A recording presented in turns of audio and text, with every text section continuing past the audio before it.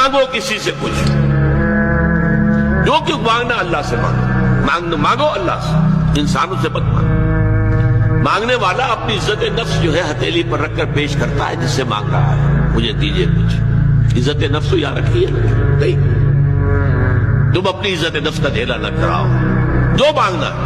حضور نے فرمایا کہ اگر جوتے باندھنے کا فیتا جو ہے وہ تمہیں چاہیے، اللہ سے مانگو۔ اب یہ اللہ کا معاملہ کس ذریعے سے پہنچا دے، کس کے دل میں ڈال دے، کیا شکل پیدا کر دے، تمام اسباب جو ہیں عالم کے وہ تو اللہ کی قبضہ قدرت میں ہے۔ کون سے سبب کے ذریعے سے اللہ تعالیٰ وہ تمہاری ضرورت پوری کرا دے، یہ اس پر چھوڑو، مانگو اللہ سے۔ انسانوں کے سامنے دست سوال دراز مت کرو، لیکن دوسری طرف اگر کوئی اپنی ہتھیلی آپ کے سامنے کر ہی دے تو اسے ٹھوکر مت مارو۔ اس نے عزت نفس جو ہے اپنی ہتھیلی پر رکھ کر آپ کے سامنے رکھ دی ہے۔ اب تمہاری مروت، تمہاری شرافت کا تقاضا یہ ہے کہ اما السائل فلا تنہر، اب انہیں جھڑکنا نہیں ہے، ڈانٹ ڈپٹ نہیں کرنا۔